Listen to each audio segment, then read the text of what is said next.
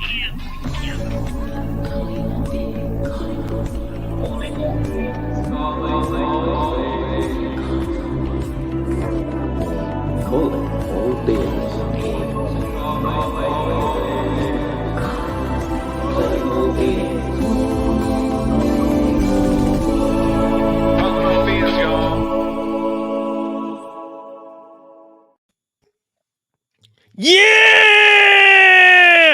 What is going down? Party people, welcome back to Calling All Beings. Do you like it when I say it? It's really nice there. A little falsetto, very pleasant. I like to put a little bit of, so it doesn't sound just too violent. A little bit of singing is nice. Julie's there. Hi, Julie. But anyway, welcome to Calling All Beings. We are expecting. Oh, and here he is. He has just arrived. We'll bring him on stage here in a minute. Oh, and he looks better than me even backstage. But I'm your host, DJ, along with the co-host, the co-creator, the technical director, executive producer of Calling All Beings, Money Nathan. What's up, everybody? Happy Wednesday. Welcome to Calling All Beings. It's been a spell since we've had a show. Going to be back in the chair, back behind the mic. And I'm excited about this show, man. This is some really interesting footage, and I know John is super passionate about it. It's going to be a fun conversation. It is. I just watched the video again, but before we get into my man, the special guest, let's talk about my homie, a study of UAPs, our researcher, someone who has blanketed the community with. So she shares a lot with our guest John. So Debs, how are you, ma'am? Deb? Man. I'm having some technological issues, but hopefully all will be well. I also am hoping to have a fun conversation about footage that's out in the public sphere and what that means for us. And so which intelligence agency is targeting you tonight, Debs? I don't know. Pick an alphabet. Yeah, I know. We can just choose from any one of them. They don't want her to speak. Julie's in the chat. Hi, Jules. We haven't talked to you in a bit. I hope you're feeling well. Namaste. Jacques Valet is in the building, and I'm sure some of the other Cabadelic homies will be here in short order. But without further ado, you know what? This guy right here, I became aware of this gentleman just a few days ago. So just to set the table, and I'm gonna turn it over to Nathan later on in the interview for just what I sort of put out about this video when I saw it. But because I want you to sort of hear the way I came across to the other cabbies when I discovered this. I have never seen this video before. I think it was a week to 2 weeks ago, maybe 2 weeks ago. I had never seen this video in my life. I may have heard of it, but never seen it. And then I put it out to the cabbies. But then one of our friends, Vinny Adams of Disclosure Team, who you've seen us promo on here several times, sent to me, hey DJ, did you see this video from Richard Dolan, an interview with this gentleman who's an investigator of this very thing that you are ranting and raving and bending our ears about. And I'm like, no, what? So I went on Richard's channel and watched him, and I reached out with the information that John gave out, and he was kind enough to make some time after a trip to Vegas, which may or may not have been in pursuit of one of the witnesses that he's been after. So without further ado, party people, put those hands together for the 54-year-old former professional wrestler, politician, businessman, and respected UFO investigator, John Stewart. Can I get it? Man, for John Stewart. Amen. Welcome, brother. Amen. I can say I've never had a funner week communicating with the podcast team than I did this week. Hey, my That's wife what's and I up, were son. laughing because my wife and I, my wife is from Chicago. I'm from Chicago. We grew up like 4 blocks away from each other in like the Northwest Italian side of Chicago. So my wife and I like our couple language, our movie lines from Goodfellas and Casinos. That's what I'm So, talking about. so DJ and I were just, it's been a really fun week with you guys, so You talking know, and whatnot. some of my friends over at the aerospace company that shall remain nameless I work for, Yes. I'll refer to the program managers as the boss and their technical lead as their consigliere and stuff like Yes. And you have capos on underblock crew, street crew, guys that are made, guys that aren't made. I love it. that. You It's been definitely a look fun like week. DJ, you you gave look. me a couple of laughs this week. Thank you, buddy. I needed it after last weekend and stuff. Thank you, brother. A fellow paisan, like myself. I'm from Absolutely. New York. You're from Love it. Chicago. Yep. And I did amateur wrestling. You did actual real professional wrestling. It's all good. Yeah. So anyway, Love it. John, welcome. And I thought, I thought it was inescapable to start off with anything other than to start off with you just kind of telling the audience about, who you are basically and how you came to decide to take on this topic as a line of inquiry. Yeah, people have criticized my background, the keyboard warriors, as not worthy of someone investigating anything serious like, extraterrestrial phenomenon, worldwide, global cover up of this extraterrestrial phenomenon, the government complicit in covering up literally the biggest story in human history. Um, but it is my background that has propelled me to investigate this, has given me the tenacity to continue when probably most people would have quit, and has given me the thick skin to weather the skeptics and to accept the skeptics and to weather the naysayers and the keyboard warriors and the doom and gloomers, and you'll never be able to solve the truth, which is all I've ever wanted to do, simply solve the truth of the 1997 Area 51 alien interview brought out by the whistleblower Victor. So I was a high school football star. I went to Memphis State University, took an invited walk-on offer to get a scholarship sophomore year if I got my grades up. Spring football, I started training in Jerry Lawler's wrestling promotion and started becoming a professional wrestler while still at Memphis State. I was a professional wrestler on and off for 20 years. Now, can I just, for 1 minute, I was 19 years old and got myself into the world of pro wrestling in the mid 80s, which was akin to the mafia. You had to finagle your way in. You had to prove you were able to keep the secret. You trained with guys that were trained in the 50s who really wanted to stretch you and hurt you. I traveled around the Mid South and really the world before my 21st birthday with 40 and 50-year-old men, many of whom were jealous and didn't want me to take their spot. When people like glibly or when people just haphazardly throw away the fact that I was a former pro wrestler, like it's something to be embarrassed about, and it's something that I shouldn't be as a UFO investigator, I laugh in their face. I think it's the greatest thing that I have is that I've experienced and weathered being a pro wrestler in the 80s at 19. I mean, it was a prison yard and a rock and roll touring group all in one, with corporate politics and who's going to shiv you, like literally the Yeah. fans. I was a bad guy. The fans wanting to kill you, hit you, punch you, destroy your car. Other wrestlers wanting to hurt you. It was a mean, terrible, nasty industry Hey, that I willfully John, got into. So, can I advocate for you for a second? absolutely. People that think that pro wrestling is just some of this fake thing. There are many who have gone to different promotions when they'll have open tryouts, and normally they don't make it past the first session No. because they can't physically make it. So you're talking about extremely tough people, and a lot of pro athletes don't know how they can deal with the injuries and still get up there and perform, and a very, very violent sport that happens to be entertainment.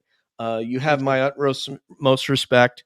I also share with you, I also was a college walk on. The thing that really separates the two of us that's kind of upsetting is that you're a lot better looking than me.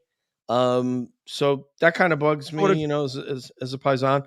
But I want to reframe the oh, interview. you are so funny. Yeah, go ahead. I want to reframe the interview. You Okay. don't. One of the things you're going to love about Cab is you don't have to defend crap to anybody out there. We are asking you not to defend why I believe in you. That's why you're here. Yeah. Okay. So I don't care Appreciate that. if they're I don't Okay. care what anybody thinks about your bona fides, just kind of telling Okay. who you are without Yeah. having to. Okay. You don't have to prove anything to anybody. Great. You've Okay. already Thank you. proved it. So Thank so you. if you would from there, and Yeah. then take us like into, obviously Yeah. what you told us how determined you are to get through what you did. So Yeah. And the that ability, helped you in your yeah, future endeavor. and again, just kind of like just think about all of the people that I've experienced. So when my wrestling career, when the wrestling business was at its lowest point in 93, I didn't really stick in it because the money started getting terrible and my body started breaking down. I didn't look good physically and the phone was ringing less and less. I had peaked by wrestling for the light heavyweight championship of the world on ESPN for Vern Gagne's AWA, which I thought was a pretty remarkable thing. So I ended up getting into the automobile business, which is what my family has been into since 1963. I started off as an automobile wholesaler, then eventually took over my family's car dealership.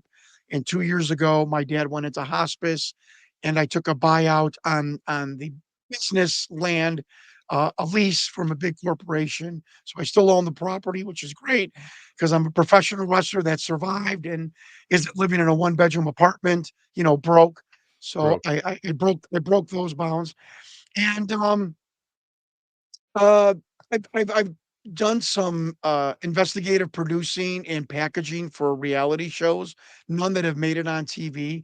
But that what that did is have me be around producers and production companies who call me once in a while to, ask me my ideas on stuff.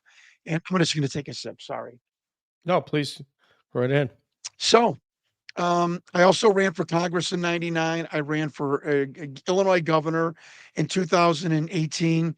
I was the first political client of Kellyanne Conway, President Trump's legal counsel. I was her first political client in '97. I ran for governor in 2018 because I was truly upset at the way the state of Illinois was going, and then COVID kicked in. Okay, so it is I just checked on this. So it's January 3rd. We're getting into the story now. It's January 3rd, Yeah. 2019. We're into Mhm. COVID, and a producer named Adam Wilkenfeld calls me from Los Angeles. Hey, look, everything's shut down. Do you have any ideas for a Just Add Water documentary? Something real quick you and I can put together with my team in like 3 or 4 weeks. And I told him a few ideas and about this crazy, bizarre video, the alien interview video. And he's like, look, way too complicated for us to get into right now. Boy, was he right on that. And so I'm driving home and I'm coming home early because it's COVID, everything's shut down.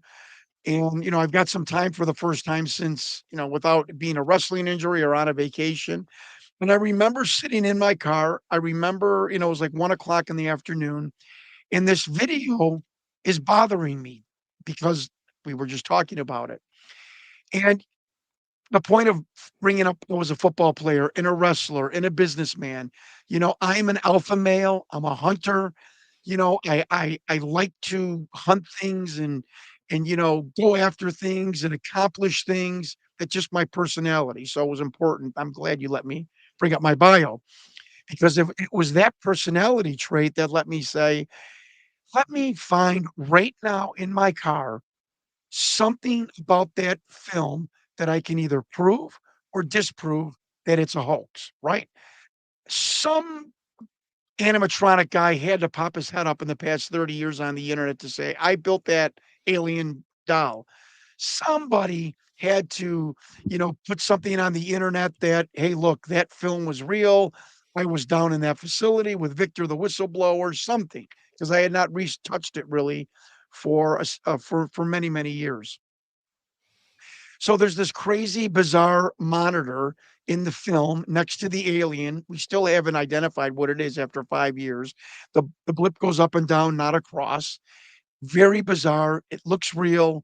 We heard people on the documentary saying that it was going up and down in coordination with the bean's coughing because the bean had a respiratory issue.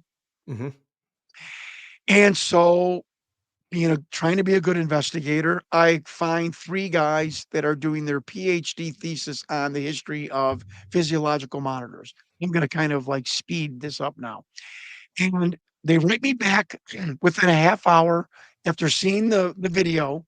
We've never seen this before in our lives. These are the 3 guys, 3 experts doing a thesis on the history of physiological monitors. We've never seen it before in our lives. We sorry we can't help you. I find out that Space Labs and Hewlett Packard made physiological monitors in the 80s and 90s. Victor tells us this film, and obviously the monitor is from 1991. Mhm. So, being the alpha male, the hunter, I call up Space Labs, and they write me back. I'm sorry, I call up Hewlett Packard. Mhm. My question is answered via email. We have absolutely no idea, and I have the emails. We have absolutely no idea what we are looking at. We have never seen this in our research and development, or nor is this mass produced. Now, this documentary was brought out by a second tier video production company in a strip mall in Beverly Hills. Not Paramount or Warner Brothers. So that's very important. Now I call Space Labs. I get a late 60s engineer in the research and development department, as crazy as that sounds, on the Mhm. phone. I said, "Can I send you a video?" "Sure." Send him the video. Call him back, picks up the phone, crusty old guy. He's like, I don't know what I'm looking at." I said, "Well, you make monitors." I said, "Did you make monitors for NASA?" I said, "Yeah, I came in 1969, and I'm like, so you made monitors for NASA, you're in the Space Labs physiological monitoring department, research and development. You've never seen this before in your life." He's like, "Absolutely not." I've said, "Have you seen this at a trade show, a conference? Have someone brought it up as a concept? Maybe like the car business, the weird concept cars." He's like, "I've never seen it before in my life." And I'm like, "Okay, I appreciate that." I'm like, "How could a strip mall company devise something that no expert knows what it is?" And before he hangs up, he says, "Well, hold on. This might be a one-off." OFF. I'm like, "Oh, this is," to myself, I'm like, "Oh, this is forget me might get somewhere." I said, "What is a one-off?" He said, "Well, anytime you have a situation where you're trying to figure it out and there isn't a device to help you, let's say if you're looking for metal in 1890, you'd want to create a metal detector, a one-off metal detector," which is a great analogy. He goes, "You would, implement and build a device to help you figure out a certain situation." I said, "Don't laugh at me. Would you build a physiological monitor, especially for an off-planet being who did not have a traditional heart and lung organ makeup in their thoracic region?" Doesn't hang up. He doesn't laugh. And he goes, "Well, that's exactly what you'd have to do. Because, like you said, the alien doesn't have a regular human heart. So a human physiological monitor is not going to work on this guy." Like, um, okay. Thank you very much. Thank you for not laughing at me. And I hung up, and I'm sitting in my car. And when you're about to take the plunge off the cliff, right? We've all had this moment like, "Oh God, do I stop now or do I keep going?" And I'm like, "Wait a minute. Nobody has ever seen this physiological monitor. If this is hoaxed by this second tier production company, how could they have devised a physiological monitor that is in sync with the being?" Okay. And nobody has ever seen it before. That's hard for me to fathom. Now, this is what I hope you guys enjoy about me. I'm going to tell you the flip side of everything. No UFO researcher will tell you the devil's advocate. I mean, in my opinion, I tell Mhm. people I'm wrong. I tell people I still don't know the whole 100% truth. I'm Mhm. proud of the way I am in the UFO community. So let me tell you what special effects guy said. Yeah, of course, monitor experts aren't going to know what that is because it's not a real monitor. It's called set dressing. It's just an additional device to hype up the video, to make it look mysterious. It's probably two panes of glass with an LED light bar and somebody on a servo tapping the light bar to go up and Mhm. down. That's why you don't see it going across. I mean, it's you know, being upfront with people. I'm like, that's very interesting. Two panes of glass because you can't see anything except just maybe like the glass in the two brackets. So that's interesting. So I've gotten nowhere except that, we haven't conclusively done anything. Then I remember what Senator John McCain said to me in a bus campaign rally, because on the bottom of this film is David November in India /27, which Victor says stands for the Department of Naval Intelligence. Let me just give you a very brief history. The Defense Intelligence Agency in 1962 took over the alien phenomenon, the alien program from the Air Force and CIA. They built a facility called S2 Alpha 15 miles southwest of Area 51, 1962. They take over the program. The extraterrestrial program goes from Project Gleam and renamed to Project Aquarius by the DIA. Should However, we sing that song now? This is the Okay, we don't have it's the dawn. What would be great is to hear John do that with the Chicago accent. That'd be awesome. No. I'm sorry, go ahead. Um, so that's that. Mhm. But in these interview suites in S2 Alpha, where the alien retention and interrogation program exists, and I'll get to how I found that out, s- agencies are allowed to question these beings, as outlandish as that sounds. So the DAA runs the program, but other agencies are allowed to insert questions into these interview sessions. Do, are you following me? Yes, Okay, great. we've got a frame of reference for this. Okay. But one thing we gotta do, John, Yeah. we gotta get these guys to ask you some questions, and then we're just gonna let you freestyle like we're in a rap Okay. battle. All Okay. right, so Money Nathan, obviously Richard Dolan had no problem matching up with John's looks because he's got the hair. Richard Dolan has the great hair, and neither John nor I can match that. So go No. ahead, Nathan. He's a legend. Well, I was wondering, so John, if you would indulge me, I'd be happy to play the brief clip of the interview because that Let's might do give it. some of our. Yeah. And I pulled this from your YouTube page. Great. So let me put that on screen here, and it's not very long, so we'll just kind of go through it. Okay. So what you're looking at is the interview suite down at S2 Alpha. This is the administration building that sits on top of the AHC, the Alien Housing Complex. You'll see into the in the foreshadow is a military person on the left. You're seeing his shadow on the left of the foreshadow. There's another military aide to the right. This being, according to a document I received secretly, clandestinely, he is referred to as an other gray. He comes from the Gliese of the Gliese solar system in the reticulum star system. He is a haploid, which means he comes with only one sexual chromosome. He is a non-placenta being. He's not even considered an animal.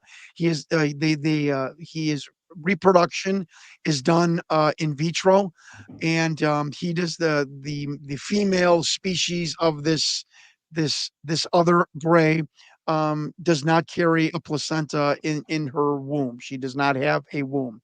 They are part biological being, part android or mechanical.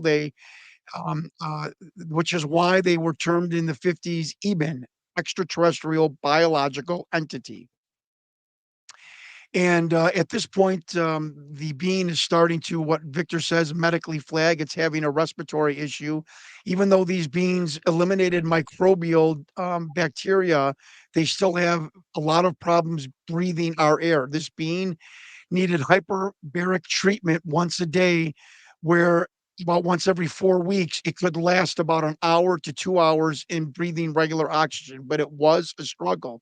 You see that it is hunched over. This is the problem that this beings had dealing with our, heavier atmosphere than their own planet.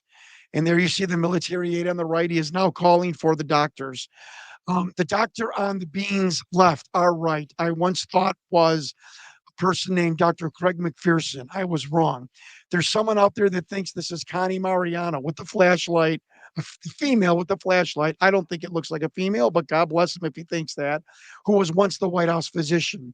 I found the widow, the woman who was married to the doctor on the being's right, our left. You got it.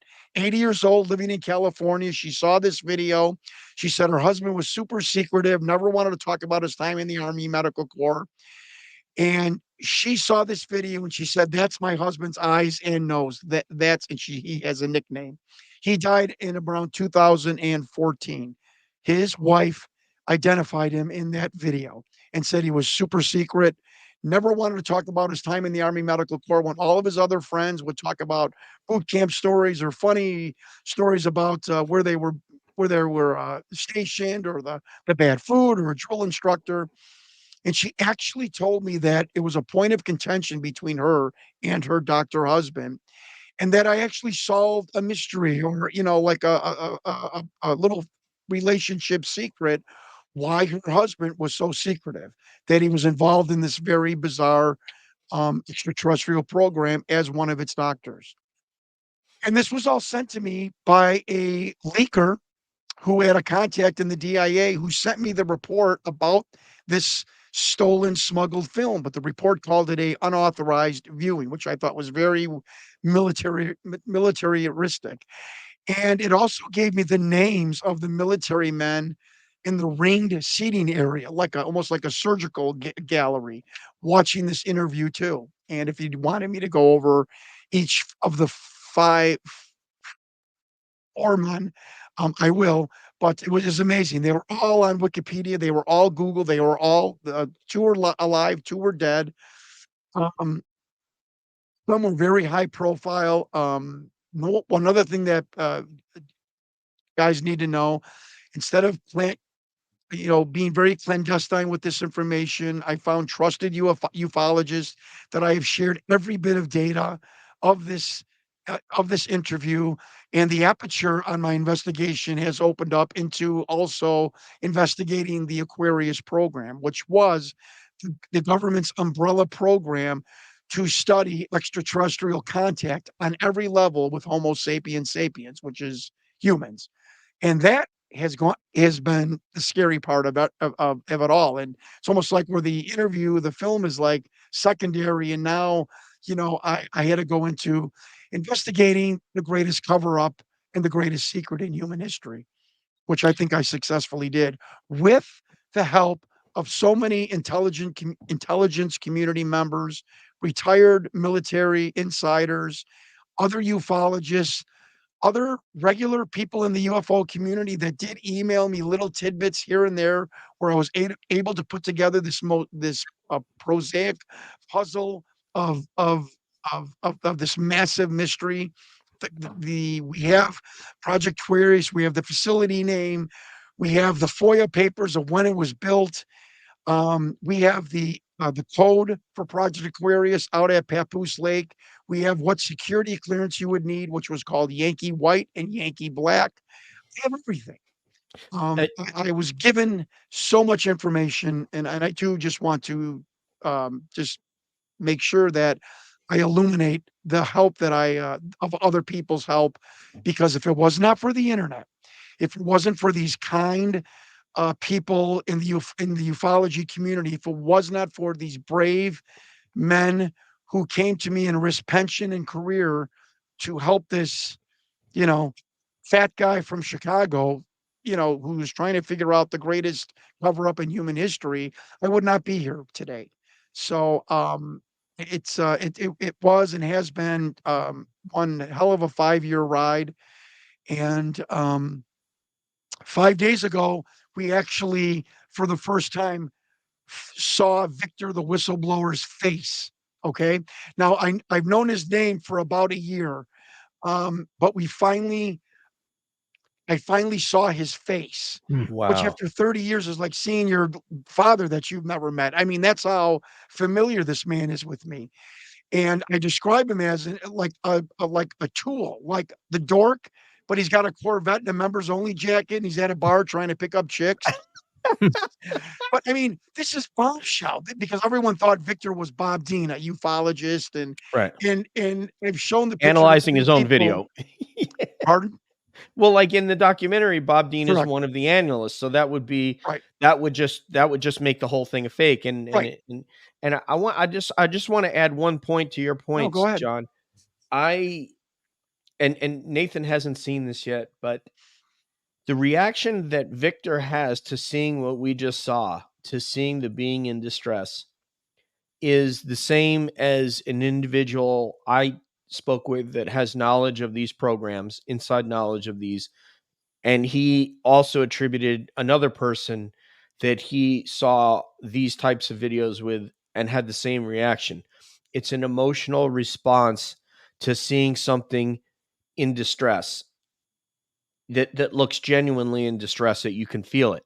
And I think that's very tangible. But I want to pass it back to Nathan. Go ahead, Nathan. Yeah, well, I wanted to ask. So you've mentioned a great deal of corroborating evidence, and even people who've been in sort of intelligence programs.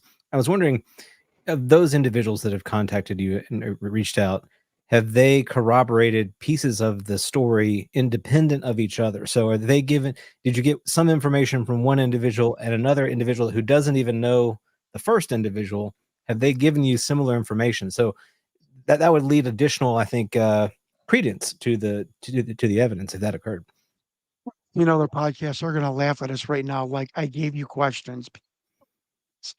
I have told everyone that I can that one of the most bizarre, but that's a great question, by the way. Thank you. I have told anyone that will listen to me, one of the most bizarre, I'm not a good speaker, so with formulating words, so bear with me. It is one of the most bizarre occurrences of this investigation. I will speak to a intelligence community member retired from the 60s. And then I speak to an intelligence community member or even another military person from the 90s who don't know each other. They don't know, they were different programs, different agencies, and they say the same thing. And this has not happened once. This has happened 4 or 5 times. Nathan, thank you. And to me, it is one of the strongest indications that these intelligence community members are not lying to me, that they all have this same narrative, and it's not from because they get the same information in boot camp or their indoctrination. It's bizarre. It's bizarre. Um, this just 3 days ago, I was talking with David Adair, who was in the documentary. He was a propulsion expert in the 50s, 60s, and 70s. And he says something to me. He goes, John, you have to understand in Washington, D.C., with all of these subcontractors and defense contractors and the military, information is the power. The more information you have, the more power you have. The more power you have, the more money you have. Because it's always about the money. Follow the money, right? Mhm. This is a guy from the 50s and 60s. I'm speaking to someone who is an active person in the intelligence community. He's in his late 20s. What do you think he says to me? Same thing. He's like, they don't want the secret to come out, not because they're afraid the world is going to know about aliens. They're afraid that they are going to lose control of their information, thus losing control of the power, losing control of the money. He said, if you think, which I thought was funny, that someone from a gap of 35 years, they're saying the same narrative. And he said something strange, which I think people really need to understand. He goes, if you think these military 3-letter agencies, they war with each other since the 50s. They war with each other over information, over money, over position, over power, over placement at the overall intelligence table, a metaphor. And he said, they have actually been vicious with each other. He believes that there's murders have taken place, interagency murders. I'm talking, 50, 60, 70, Soviet era, spy craft, spy Tom Clancy stuff. He said they're vicious with each other. And the American people have to understand it's not about the aliens. He said, John, they don't care about that you're investigating gray aliens. They don't care.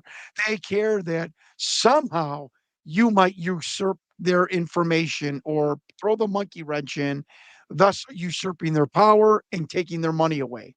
Because if you're the head of a three-letter agency and all of a sudden your budget's cut, you're laying off people, you're cutting people, you can't go any further, you lose your power, and this other agency is ahead of you.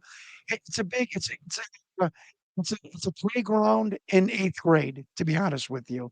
And I don't mean to trivialize it to that way, but this is all about money and power. Period. Yeah, there's an interview with Jeremy Corbell and George Knapp do with a director named Ernie Klein, and it came out yesterday.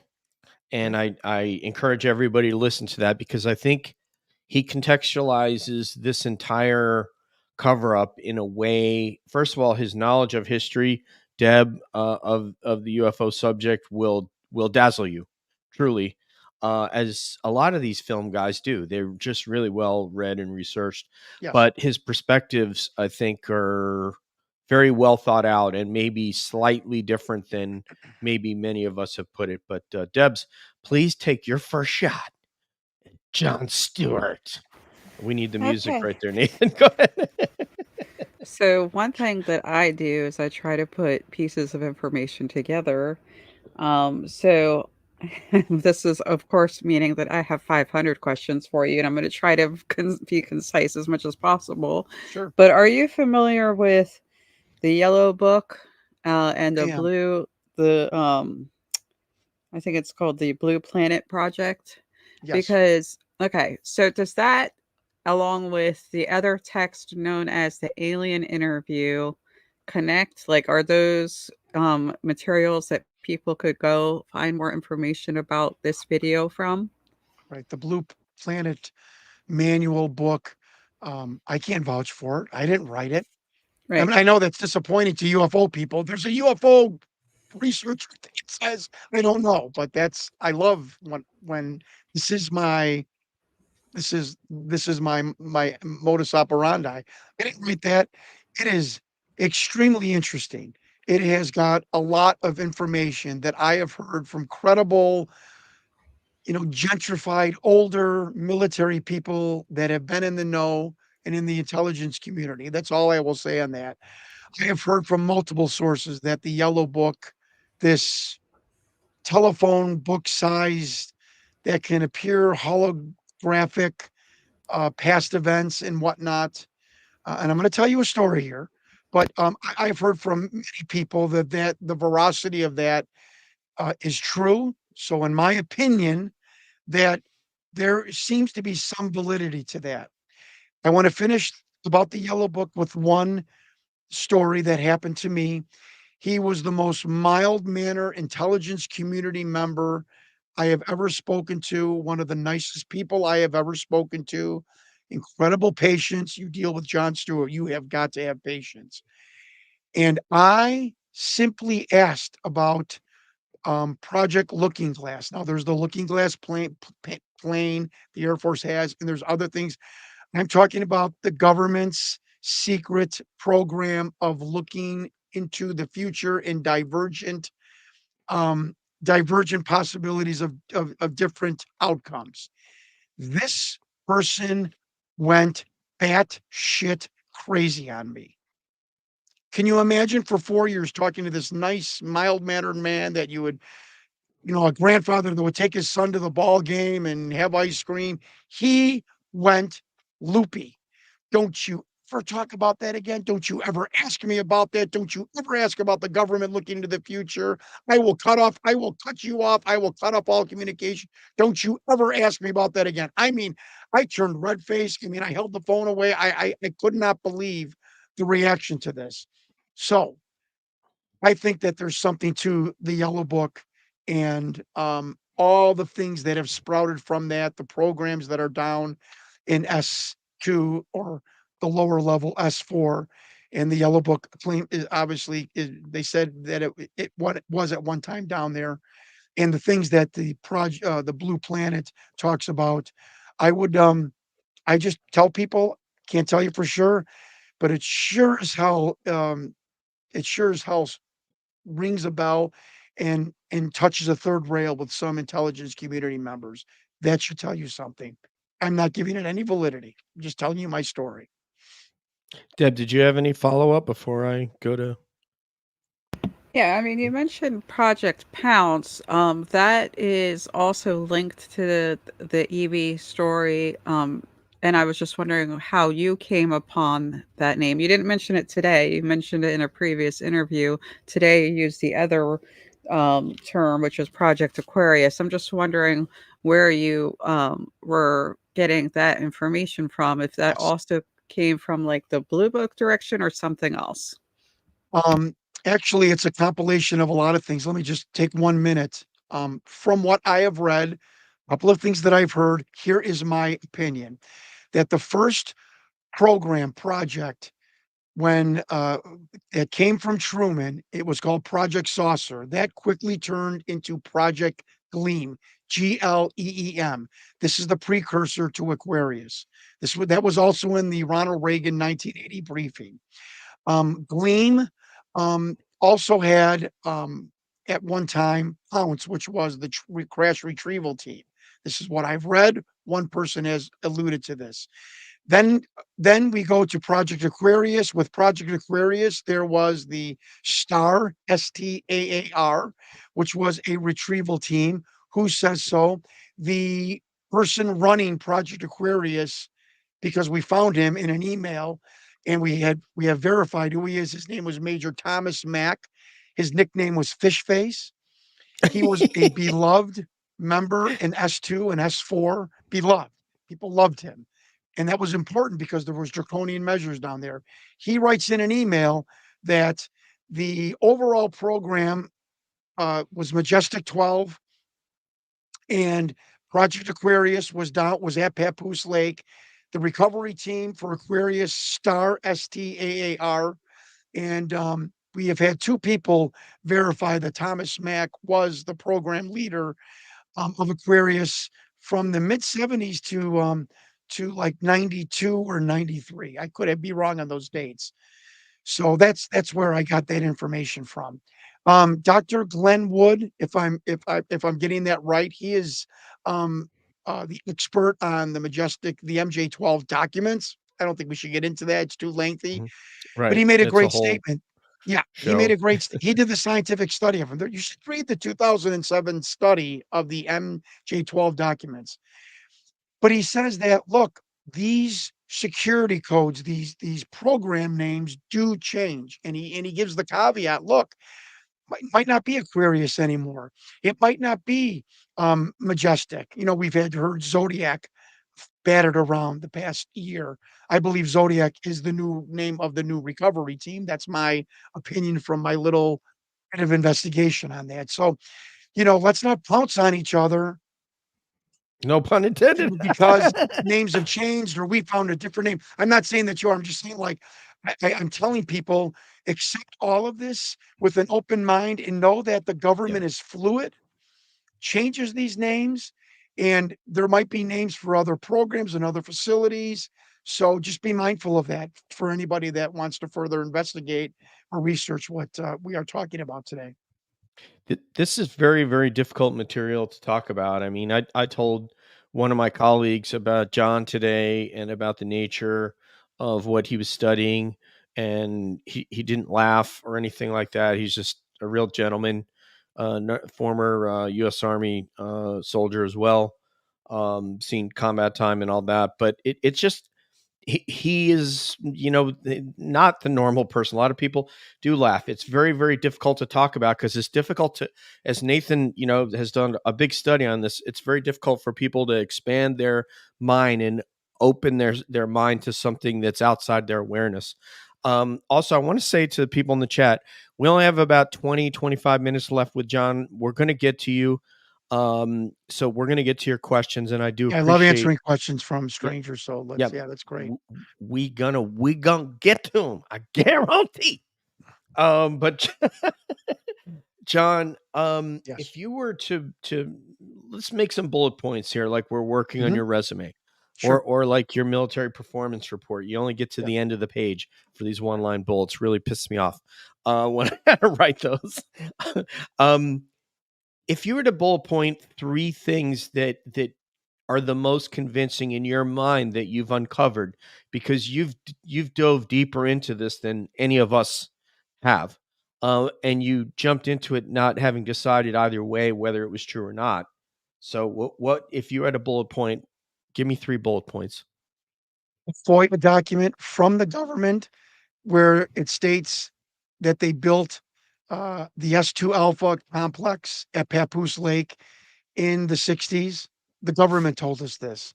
Number two, the email from the project manager of that facility and program called Aquarius, saying that he was the project manager, and two people, ag- vetting and agreeing that yes, I knew Thomas Mack. He was the program manager. It harkens back to a Larry David episode. Cheryl comes into the room and tells Larry, "You slept with my sister," and Larry David said, "Why? Who told you that?" And Cheryl goes, "My sister." So people ask me, "Well, John, how do you know Project Aquarius is real?" From the manager of Project Aquarius. Word. Oh, they scurry away. So the government in a FOIA document telling me the building was there, the project manager's email, the project manager naming a couple of people, including the the name Project Aquarius, and the vernacular, the verbiage, and FBI, police, lie detection experts telling me that Victor, the whistleblower, is one unquestionably a whistleblower. He uses dark humor. He uses a checking, which liars do not do. Liars want a free stream of conversation. They don't want to stop and check and question. And it was Victor that really for the film in Aquarius really solidified it. The number 4 one, the one that's got tangible evidence is what has been done to me. And I'm not doing this and saying this to make this story melodramatic. You know, when you have touched the third rail. So my emails being swiped off my phone, the the phone call, you talk too much, other intelligence insiders telling me I've been marked like they know of you. A man, an agent with the National Air and Space Intelligence Center at Wright Pat texting me on the Signal app, "You are on a Pentagon watch list because of your Wow. FOIA request, the nature of your" this is an agent of the government, "special Pentagon watch list because of your FOIA request, the nature of your FOIA request, and the questions that you submitted to me and my commanding officer."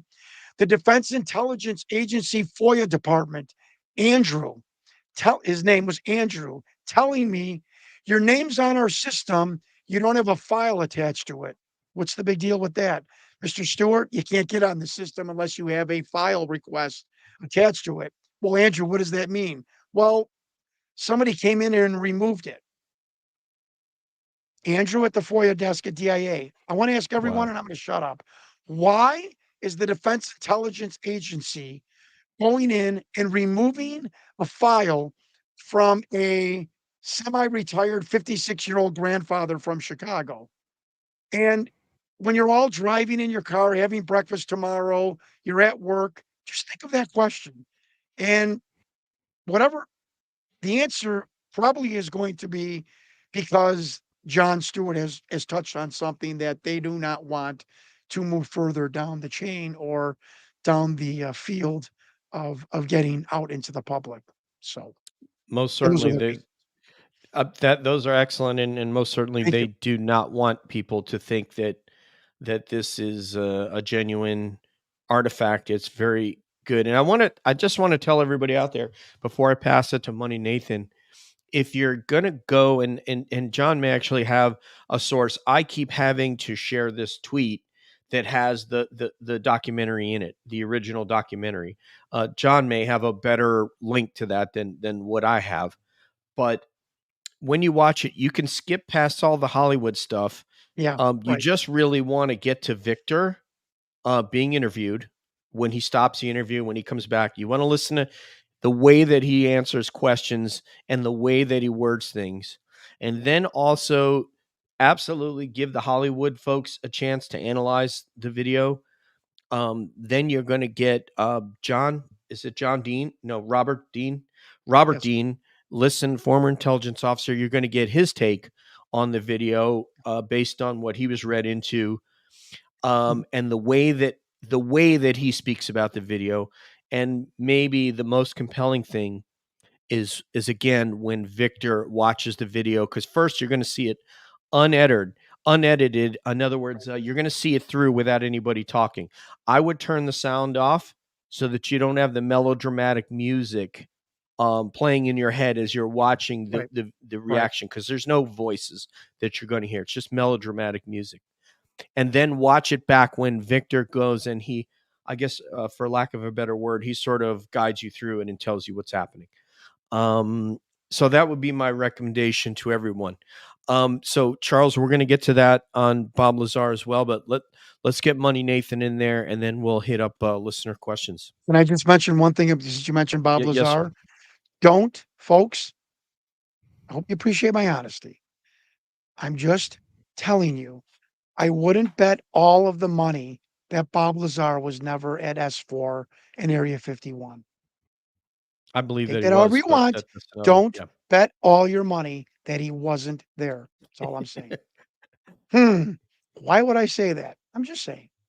So Yeah, I've never. I don't think anyone can ever point to a moment when they've heard me say I don't think he was there. I think he was there, and I have my reasons. But go ahead, Nathan.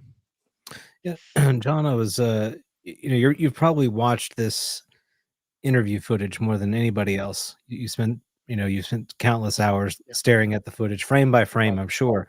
Um, some would call that almost like a meditation. Where you're kind of going over it over and over again.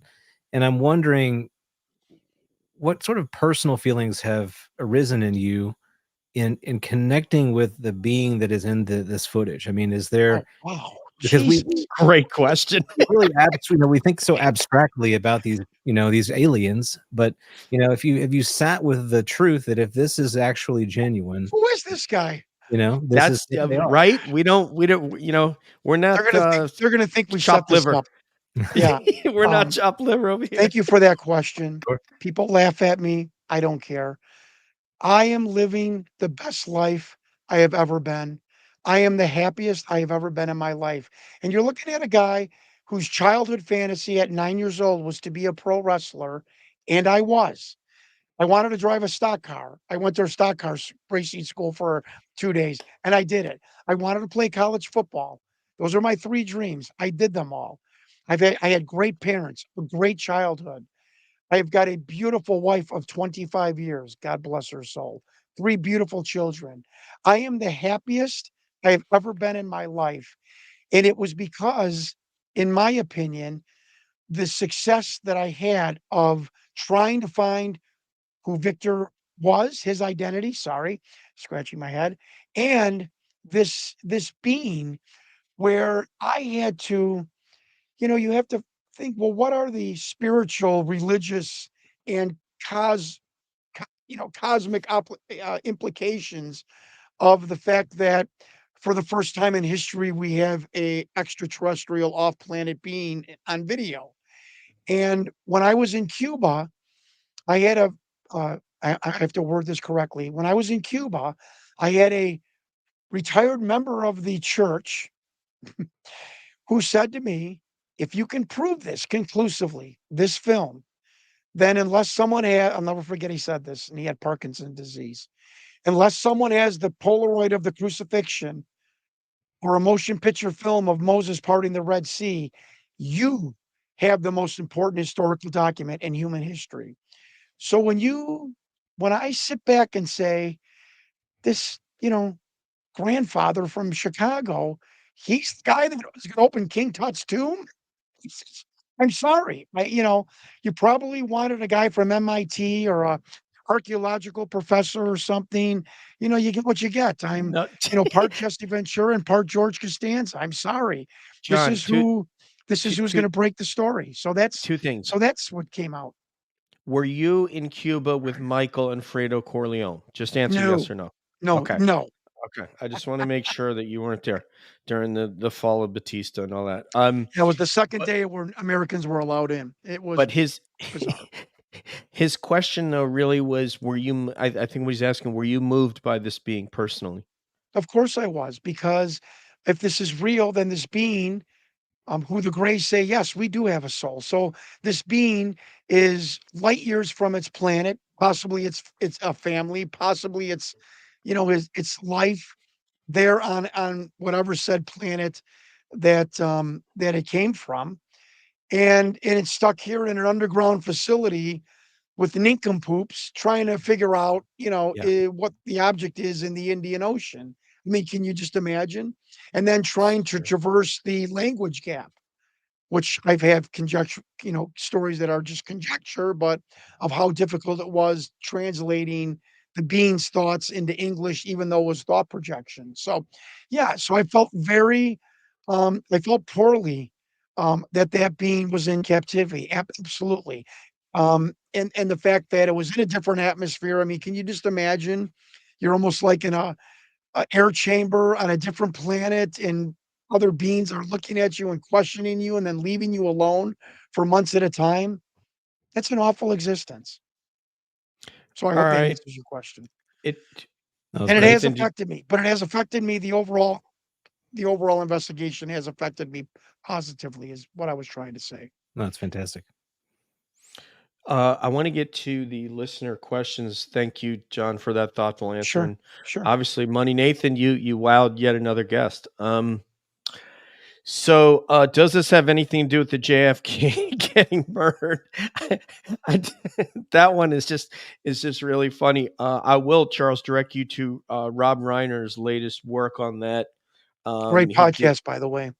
yeah. I can't think of it now, but Rob Reiner and Soledad O'Brien did. Who Killed JFK on Spotify. Thank you. Thank Yep. you. Yeah, they've done a fantastic job Yes, they have. uncovering people Yep. behind the scenes that are not known. That they piece it together pretty I well. didn't So hear. Why are we talking about JFK now?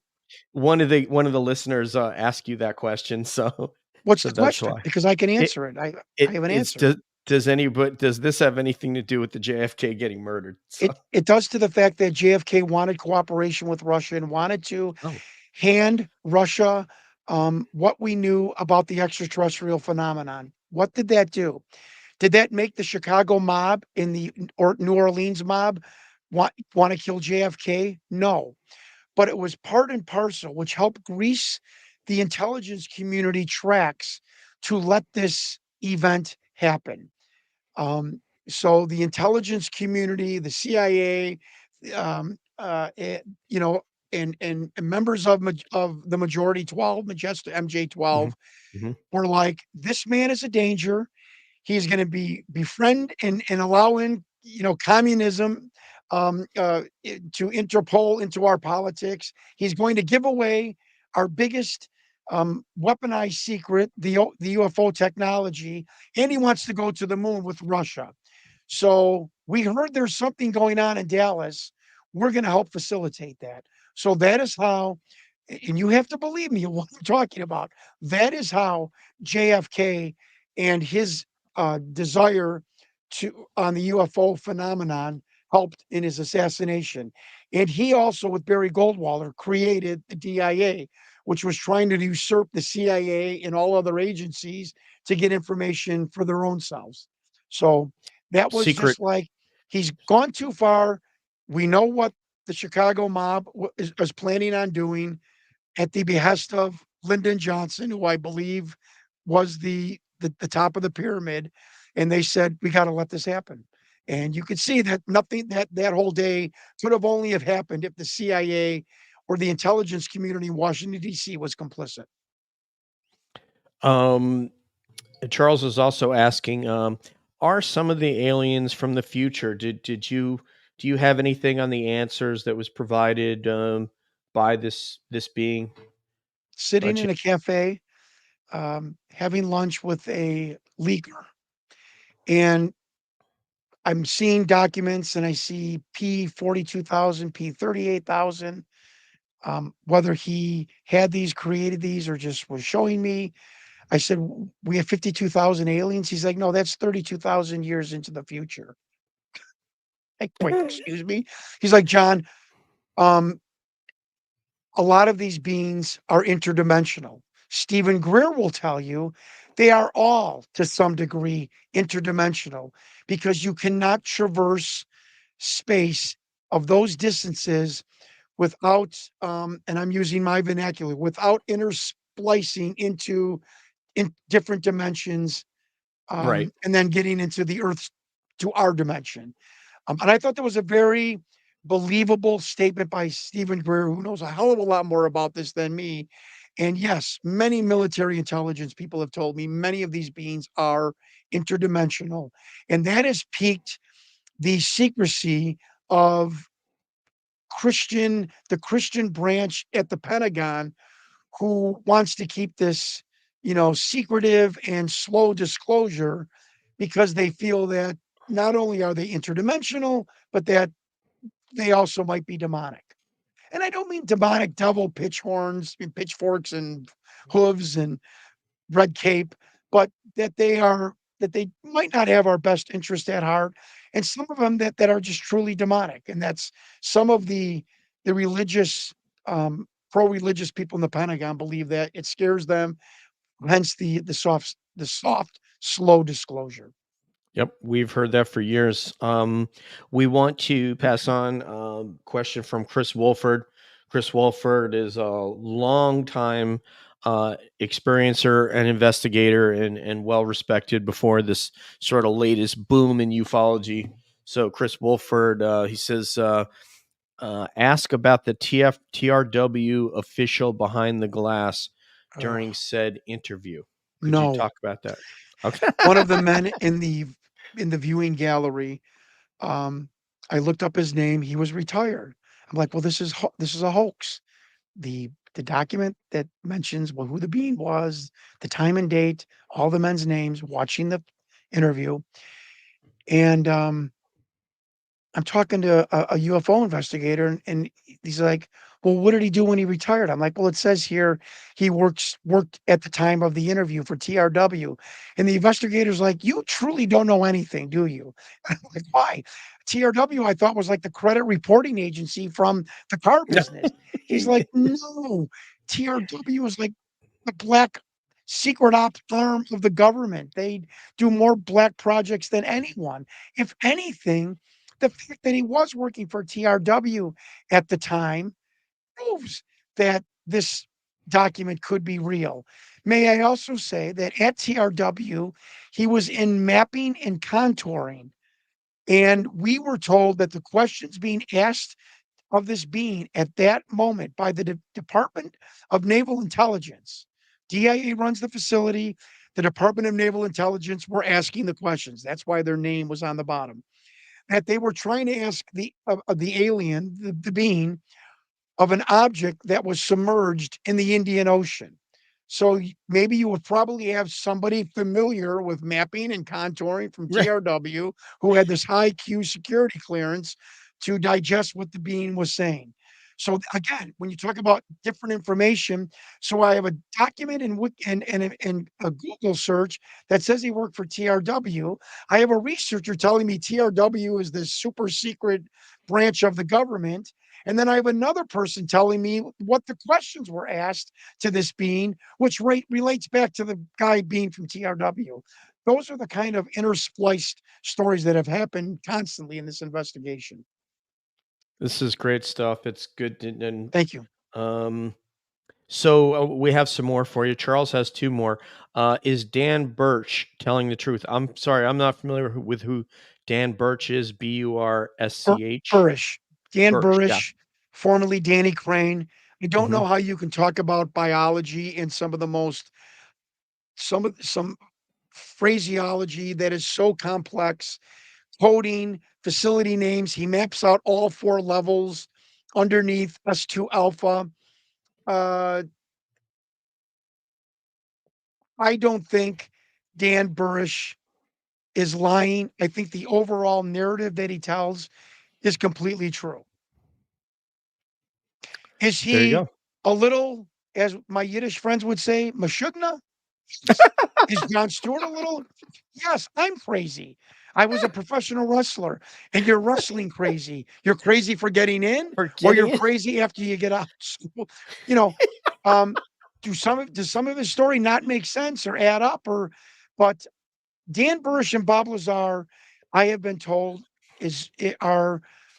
are headlights in the fact that at one point the government loved to acquire and hire genius level individuals with sketchy educational backgrounds.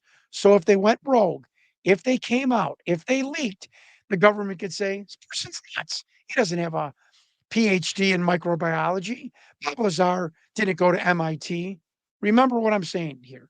So I believe a large portion of Danny Burch's story. And in the email from Major Thomas Mack, the project leader of Aquarius, he said, yes, Captain Danny Crane was down in S4 with me. And nobody asked him about Danny Crane. So, Dan In Burrish, I don't addition, know why you're not calling me back or emailing me back, but I believe your story to a large part. well, thank you. I was told wholly unfamiliar with that, so thank you for Yeah, sure. enlightening us as well. Um, Victor speaks to this. He speaks to that in the video. He talks about the kind of people he was surrounded with. He specifically the leadership that he did not believe were up to the task of what Correct. they were being asked to do. So again, it's very important for anybody to watch the documentary, and I think Deb has provided a link for us, and we will put that in the show notes If to anybody this can episode. too, when the bean is Mhm. coughing, zoom in so you can just see the head. You will see that mouth snap open and close, snap open and close. This is 1991 alleged animatronics. And you see that mouth open and close like a fish. That's You also animatronic. Okay. God we're bless going to you. get to the rest of the questions real Okay. quick, but I also Sure. just want John to talk real quickly. You had a version of this, John, that was a blue-ish, that Yes. was not darkened Right. by the production company, wherein you could see the armpit, you could see Right. more of the torso. Right. How is your copy different than theirs? That is the original. That is what the original version of Victor's VHS tape looked like when he presented it to Rocket Pictures in 1996. How did you get it? Well, that part of that is in the documentary. They show about a Okay. 5-second clip of the bluish Okay. video. Got Yes. it. Yes, Victor, who came to Rocket Pictures in a taxi cab. He did not drive, retired government employee who who would have had to have coordinated this whole video, getting the animatronic being built, the doctors, wardrobe, renting the stage, the cameras, editing, sound, special effects, a retired government biologist who didn't drive. Does that sound possible? I don't know. Maybe it does. Nathan, take it away on the read here. All right. So this question is: do you leave any room for this to be performance art? And if you're told it is and was art, will you accept the answer? Absolutely. The biggest caveat of myself and the UFO community that no one could ever say any different is that Jon Stewart approached the Victor alien interview simply wanting to find the truth. And I think we did by every stretch of the imagination. Will I ever, will we ever know the absolute truth? No. Why? I don't have the animatronic puppet and I don't have the bean in formaldehyde. So we will never, ever, ever, ever know what the absolute 100% truth is. but I never pigeonholed my investigation towards it being the truth, and I ran towards skeptics. I call up these special effects people that say it's fake. They find out it's me on the phone and they're mesmerized why someone would call them who is deconstructing their investigation. They're not Right. deconstructing my investigation, they're helping me. I just wanted to know the truth. So I ran. What UFO researcher can say this? I say I'm not that intelligent. I say I don't know. I'm not sure. I did only wanted to find the truth. I think I found the entire truth. And there's always an open door for me to be wrong on either side. And I've always, no one's going to hurt my feelings, if you wheel out the animatronic doll. And I'm not hinting at what conclusion we came to. Um, and we know who Victor was. He was the caretaker of the beings who interacted with dignitaries and other officials down in S4 who would show them the bodies or level 2 of S4. He was the caretaker of the Oh, biological ebens in the liquid tubes. And he would interact with dignitaries like Cheney and Donald Rumsfeld or generals from the Pentagon who were allowed to go down there. He would explain what the beings were, where they came from, all about them. This is, we found out, why Victor's hostility towards Rumsfeld and Cheney, because he interacted with them and they rubbed him the wrong way. wow. I didn't Thank know you, that. ladies and I, gentlemen. yeah, yeah. Yeah, No, I mean, I didn't know that that we knew the nature of Victor's work. So and so yep, horse lover fat. So there you go. I see you putting performance art. He answered your question. He approached it with a skeptical eye, and he totally. is not 100% convinced either way. Obviously, he believes it's real, or it wouldn't be here. Of course. Um, real. Um, before we go into me, um, John, how did you discover that he was the caretaker? Uh, through three different sources, and I Okay, can't just talk about that now because I'll be people. in violation of my contract. No, no, And no. again, We there's would another never. person in England that, he is totally convinced it's real too. My simple point is we will never, ever, ever be able to tell the American public, yes, it's absolutely because we don't have the body, we don't have the puppet. Yeah. Whatever one you think it is. So appreciate the fact that I do understand that. But my question to you is while you're eating breakfast tomorrow, how could a mid 50s retired biologist with the government who didn't drive a car coordinate an entire production of that 3-minute video? And when you can Well, answer that, you can take over the investigation and because I the don't know whole how thing. that's done. Yes, yes. If you're telling me that it's fake, okay. I know for a fact who Victor is. I know his face. I know his name. I know what he did for a living. Three different people. That's so Victor was not an actor. So I want to know how a retired. So if it was fake, I know Victor was not fake. So how did Victor create that 3-minute interview session? He had to call central casting, wardrobe, craft catering, rent the studio, call animatronic people, call special effects people for the monitor. He had to get wardrobe. He had to get accounting. He had to get transportation to get people to the sound stage where they film this. I mean, are you kidding me? Are you listening Yeah. to me? And then he got paid around $40,000 from Rocket Pictures, a production that in 1996 would have cost $100,000. Now, we've been told that the bean could have been created for 10,000. Some people told us 100, 150.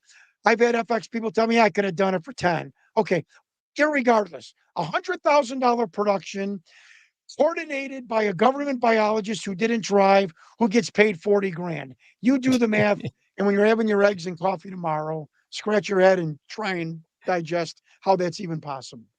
Hopefully, it's on a New York hard roll with the poppy seeds, although it could make you pop positive. Right. Nathan, and that's not to pick on my Chicago friend.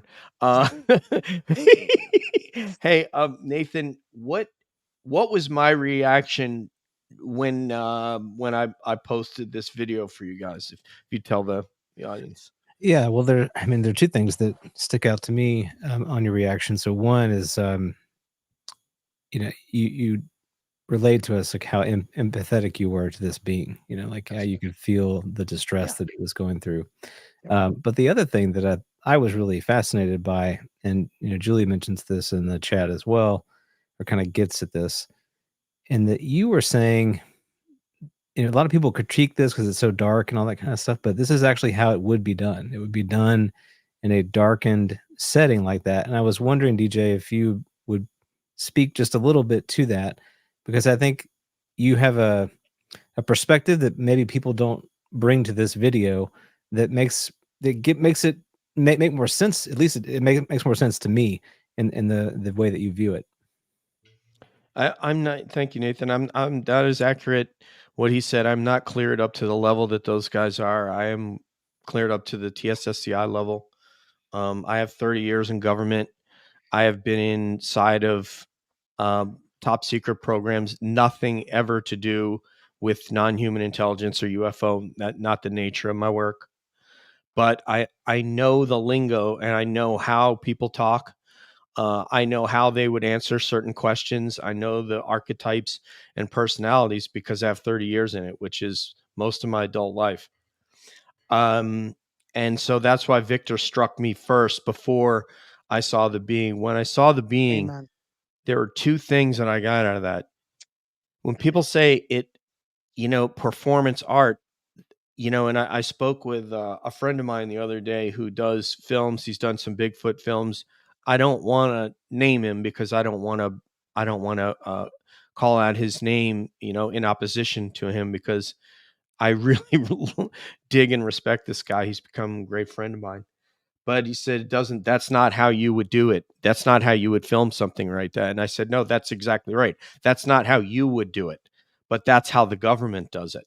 And the room was set up like that so that you could not view anybody in the room and independently identify anyone in the room by sight. The only thing you're interested in there is the subject, and that's why first of all, it had to do with the lighting for the creature that apparently they don't like the bright sunlight, so there's that. No. And then the second thing is that this is exactly how it would go. You didn't see changing camera angles. You didn't see the dorky guy smoking a cigarette like you see in the preamble. And so that you see the crawl at the bottom, where, like he said, that's a sort of a secret underling to the Office of Naval Intelligence, DNI is. And then you saw the timer on it, and it just looks like very poor quality. And that's exactly what you would expect to see in a situation like that, particularly in 1991 when it was shot 6 years before this man retired, made sure that his pension was going into his bank account, and then he got the film off to the production company. And he even says at the end of if you watch the video all the way through, he says, "I think you got your money's worth. That should be it. I got what you got what you paid me for," because it's very difficult for him to talk about. Me, another thing personally about me is that I'm a bit of an empath, and I felt, and so some of you might laugh at this, and I really don't care if you laugh at it, but I felt like I connected and could feel what that thing was going through. And it doesn't make you proud. Not the fact that I'm very proud of the work I've done, with the government in and out of the military. But when things like that happen, it's not something that you pat yourself on the back. So that's all I've got on that. Yeah, that was great. I mean, yeah, it makes a lot of sense to me, right? The way that is framed and that minimal perspective that we have on the being, and uh, we're so, but this is sort of the problem. And I know, John, you probably dealt with this a lot as well. There's so much content that exists out there Yeah. that who knows how much of the content that exists is actually genuine, because we're just sort Right. of flooded and inundated with all of this material. And it's sort of like the comment that Dr. Sean Kirkpatrick makes about how he likes to repeat, we found no evidence of extraterrestrial or alien technology. And I'm like, well, what would we compare it to? What To know what it's not, we have to know what it is, and we don't even know what that looks like. So it's an interesting statement to make.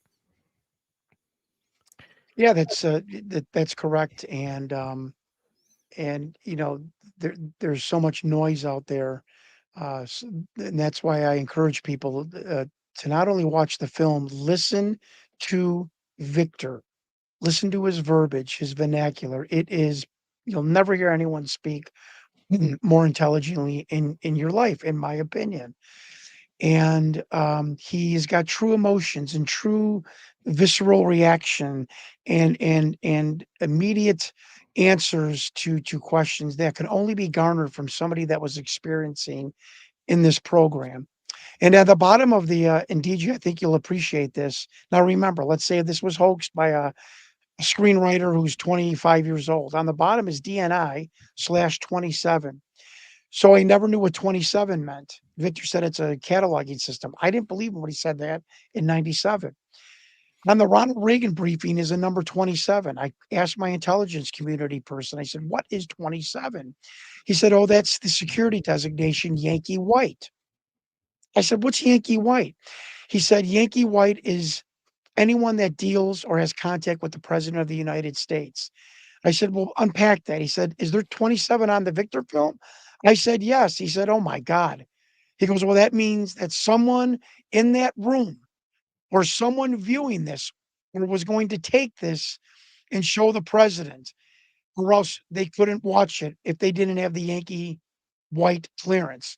When my list got unredacted, unbeknownst to me, the list of men that the DIA leaker sent me, people thought was bullshit. All of a sudden, everyone's seeing the names going, oh, that's an actual military intelligence person. And who was in the room was a Admiral Ned Schaefer. Do you know what Ned Schaefer did that date and that alien interview? He was the Joint Chiefs of Staff intelligence liaison to Colin Powell. We have him in the Oval Office with Colin Powell as a briefing liaison with George H. Bush. So this is why 27 was on the bottom of that film, because uh, Admiral Schaefer, Colin Powell were going to speak about it to George Bush, or they just simply had contact with the president. And that was the security level. If you didn't have Yankee White, you could not have watched that video. How could a screenwriter in 96 know what 27 Yankee White is? Know that in 2022, I would get a list that had somebody who dealt with the president and was the Joint Chiefs liaison. I mean, are you for real? I mean, is that even possible? Um, so that was to me the bombshell of the entire investigation, that we had a man who was connected with the president, was in the Oval Office, connected to Colin Powell, that he was in that viewing gallery, hence the number 27 on that film, which was digital overlay graphics placed there in the Groom Lake Photo Lab 3 days later. And you're going to hear Robert Dean, the former intelligence officer, viewing this video Yes. on camera for the first time. And he says, man, he is incredulous. He's like, you guys really got your hands on something very sensitive here. Correct. He's like, you really did. I don't know how you got it. He said, I don't know who you got it from. And frankly, I don't want to know who you got it from. He said, but I think you got your hands on the genuine article here. So, And he says, you got one of the little guys. This is like someone showing yeah, me slides of Chevy Camaros. Oh, that's the LZ71. Immediately he reacts to, oh, yeah, that's one of the yeah. little guys. I looked at my friend who watched it in my condo in 1997 in downtown Chicago. I said, it was, he totally recognized it and gave it his own, we Vernacular, psychologically, because we have our own inner dictionary. And when he reflected right to his inner dictionary and said, "You've got one of the little guys," because that's what he in his brain determined he was going to call that when he saw this type of being years ago. Come on, it really, yeah, and yeah, because come on, he had been briefed. But right? it's extraordinary. But we are out of time. We're going to go with Okay, cabbie goodbyes, which means each one of the cabbies is going to bid you a farewell with some commentary, and we're each gonna thank you. But starting with Debs, go ahead, ma'am. Yeah, I had a lot more questions, but I guess I'll Round hold two. that. Yeah, I guess Absolutely. I'll hold that off. Thank you for sharing your investigation with us.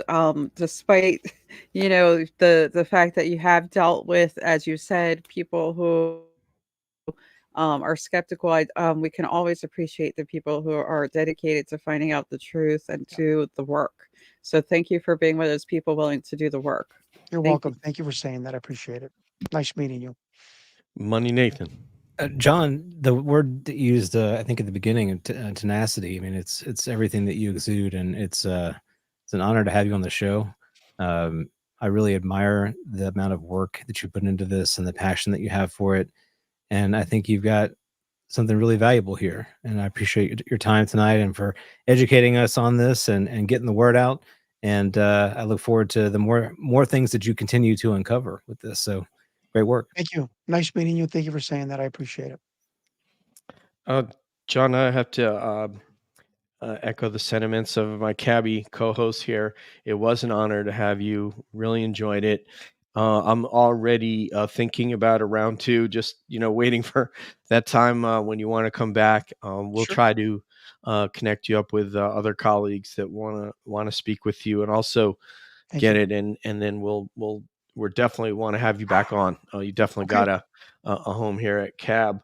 So thank you so much for spending your time and sharing your time to tell us and putting in, as Deb said, Deb's a researcher. She spends many hours a week doing this. She's collated and compiled and built a website. So on behalf of the audience out there, for Julie in the chat, thank you everybody. Give us a like and a subscribe, but thank you everybody for showing up to welcome John along with us. And on behalf of John and Debs and Nathan, this is DJ saying peace out, one love. We'll see you down the road. And as always, we're wondering what's up around the bend.